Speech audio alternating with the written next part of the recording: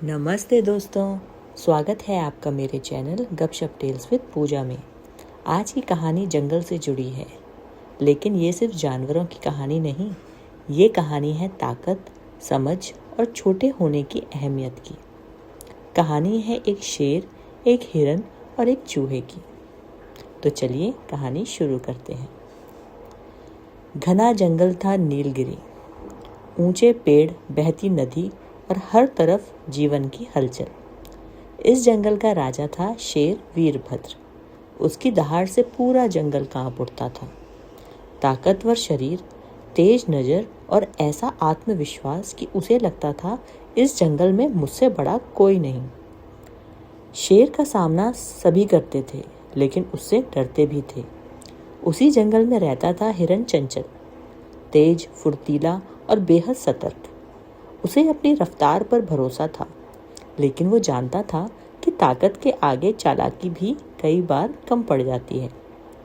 वहीं जमीन के नीचे छोटे से बिल में रहता था नन्हा चूहा नन्नू, बहुत छोटा, कमजोर, जिसे कोई गिनता तक नहीं था। शेर तो उसे देखता भी नहीं था। हिरन कभी कभी बचकर निकल जाता था और चूहा बस चुपचाप सब देखता रहता था। एक दिन जंगल में भयानक सूखा पड़ा। पानी कम हो गया, भोजन की तलाश कठिन हो गई। शेर वीरभद्र चिड़चिड़ा होने लगा। उसे लगा कि जंगल की उसकी आज्ञा से चलता है। उसने जरूरत से ज्यादा शिकार करना शुरू कर दिया।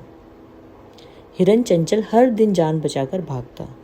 वह समझ गया था कि अगर ऐसा चलता रहा तो जंगल का संतुलन टूट जाएगा।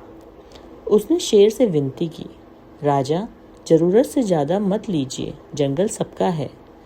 शेर हंस पड़ा, कमजोर मुझे सीख देंगे। कुछ दिनों बाद शिकारी जंगल में आए। उन्होंने गहरा जाल बिछाया।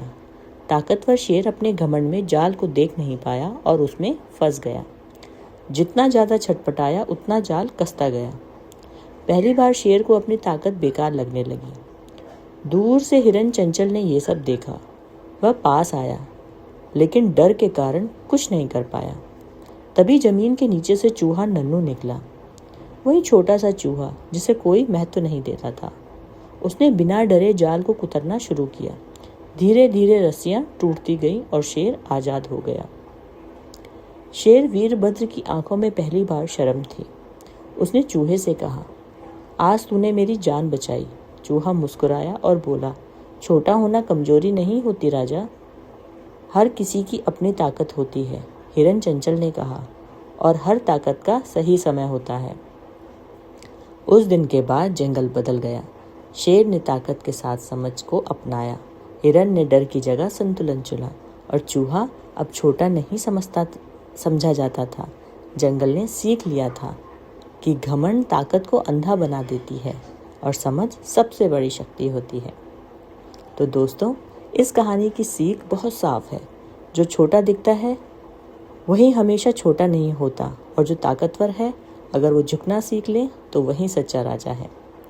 अगर आपको ऐसी नीलगिरी जंगल की कहानियाँ पसंद हैं तो गपशप टेल्स विद पूजा के साथ जुड़े रहिए। मिलते हैं अगली कहानी के साथ। तब तक के लिए बाय।